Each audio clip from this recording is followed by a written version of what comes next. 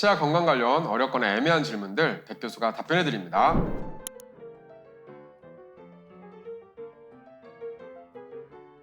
잇몸이 점점 내려가면서 치아가 길어지는 것 같습니다. 특별히 통증이 있는 것은 아닌데 과거 사진과 비교해보니 치아와 잇몸의 모양이 달라진 것이 느껴집니다. 사진만 봐도 느껴질 정도입니다. 왜 이러한 증상이 생기는지, 치료법이나 예방법은 없는지 궁금합니다. 이게 바로 전문 용어로 치은 퇴축이라고 합니다. 잇몸이 원래 높이보다 내려가서 치아의 뿌리 부분이 노출된 상태를 말하는데요. 다양한 원인에 의해 발생하는 치은 퇴축은 다른 말로 잇몸 퇴축이라고도 표현하기도 합니다. 치아를 둘러싼 잇몸 부위가 뿌리 방향으로 내려가서 치아 또는 치아 뿌리가 더 많이 보이게 되는 건데, 치아가 길어 보이거나 치아랑 치아 사이에 갑자기 빈 공간이, 검은 공간이 생긴 것처럼 보이기도 합니다. 이 치은 퇴축이라는 것은요, 보통은 40세 이상의 성인에게서 주로 나타나긴 하지만 청소년기 아이들에서도 종종 보이기도 합니다. 치은 퇴축은 보통 몇 년에 걸쳐서 서서히 발생하며 증상이 나타나기 전까지는 자각하지 못하는 경우가 많습니다. 그러니까 어느 순간 갑자기 잇몸이 내려갔어요 하고 치과에 오시는 분들이 상당히 많다는 것이죠. 수년간 방치하여 치아의 뿌리 표면이 노출되게 되면요, 치아를 지지하는 뼈 조직이 심각하게 손상될 수 있고 충치, 잇몸 질환, 그리고 결국에는 발치까지 이어지는 경우가 있기 때문에 치은 퇴축이 보인다면 빨리 내원하셔서 적절히 치료를 받으셔야 됩니다. 그러면 치은 퇴축의 원인은 무엇일까요? 어쩔 수 없이 세월이 가면서 치아 뿌리를 잡고 있는 잇몸뼈가 조금씩 내려가고, 그러면 잇몸뼈랑 따라서 잇몸 살도 조금씩 내려가게 되거든요. 그런데 이 현상을 가속시키는 원인이 두 가지가 있습니다. 바로 첫 번째는 염증입니다.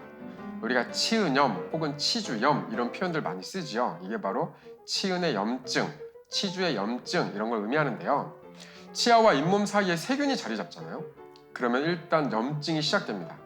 이 과정에서 치아 뿌리를 잡고 있는 주변 뼈, 즉 치조골이 망가지고 낮아지게 되는데, 우리가 예를 들자면 전쟁을 생각해보면 좋습니다. 6.25 전쟁, 우리가 옛날에 겪은 아픈 역사죠.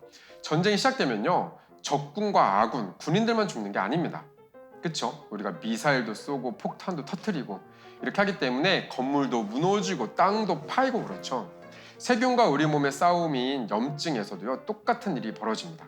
서로 화학물질을 무기로 쓰기 때문에 잇몸이 붓고 피나고 냄새나고 하다가 잇몸 뼈가 이렇게 점점 녹아내려갈 수 있습니다. 바로 이 염증이 치은 퇴축의 가장 큰 원인 중에 하나입니다. 그 다음 두 번째는요, 바로 트라우마라는 것인데요.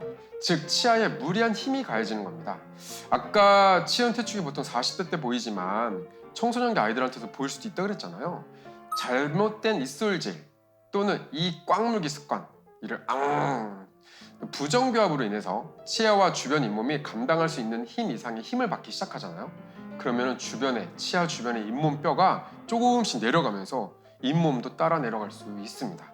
그래서 우리의 치은 퇴축의 치료법은 무엇이 있을까요? 한번 좀 보면은, 한번 내려간 잇몸뼈는 다시 돌이킬 수 없기 때문에 최대한 잇몸뼈가 내려가지 않도록 미리미리 예방을 해야 되는데요. 일단 첫 번째, 아까 염증이 원인인 경우에는 염증을 줄이도록 잇몸 치료, 그 다음에 적절한 약들, 그 다음에 구강 관리 습관까지 개선을 하고 정기검진 등도 철저히 받으면서 염증을 관리해야 됩니다. 그리고 두 번째 원인이 아까 트라우마였죠. 트라우마로 인한 경우에는 각각의 원인에 맞게 원인을 하나하나 제거해 나가야 되는데요. 만약에 잘못된 입술질이 원인이라면, 예전에 횡마법이라고 막 옆으로 분노의 입술질 이런 거 아시죠? 그런 게 원인이라면 당연히 제대로 된 입술질을 치과에서 교육받으시고 올바른 방법으로 칫솔을 하셔야 됩니다. 또한 두 번째, 이악물기가 원인일 경우일 수도 있거든요. 이를 악무는 습관을 개선시키도록 노력을 좀 해야 되고, 그게 좀 잘 안 된다 하면 마우스 가드 이런 것들을 사용하는 것도 좋은 방법일 수 있습니다. 그 다음에 부정교합으로 인한 트라우마가 원인일 수도 있다고 그랬잖아요. 예를 들어 치아가 위아래로 똑바로 물리는 건 괜찮은데 치아가 삐뚤게 있는데 위에서 자꾸 이 치아를 치잖아요. 그러면 이 치아 주변의 잇몸뼈들이 좀 내려가거든요. 이럴 때에는 이 씹는 힘을 다시 한번 개선하기 위해서 교정치료를 동반한 트라우마 해소 방법이 좋은 해결책일 수도 있습니다. 그런데 또 드물게 잇몸이 한 부위만 살짝 내려간 경우가 있습니다. 일반적으로 전반적으로 쭉 내려가는 게 아니라 한 치아 옆으로만 잇몸이 싹 내려갈 때가 있거든요. 이럴 때에는요, 상황에 따라서 잇몸을 이식해서 개선할 수도 있는데요. 잇몸의 생착을 위해서 치과에서 설명해주는 주의사항을 철저히 지켜주셔야 됩니다. 잇몸을 우리가 딱 이식해서 붙였는데 이걸 관리를 잘 못하면요, 쉽게 잇몸이 예전 상태로 내려가는 경우들을 많이 볼 수가 있습니다. 앞서 언급한 것과 같이 잇몸뼈가 내려간 경우는 원상태로 회복하기가 어렵기 때문에 잇몸뼈가 최대한 녹지 않도록 미리미리 예방하는 것이 가장 중요합니다. 다시 또 집에서 하시는 구강 건강관리와 주기적인 정기검진의 중요성을 강조하게 되는데요.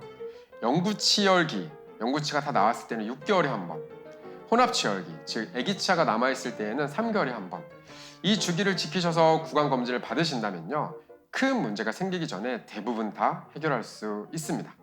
자, 여기까지. 오늘은 어떠셨나요? 혹시 구강 건강 관련 궁금한 점 있으시다면 언제든지 댓글로 남겨주시기 바랍니다.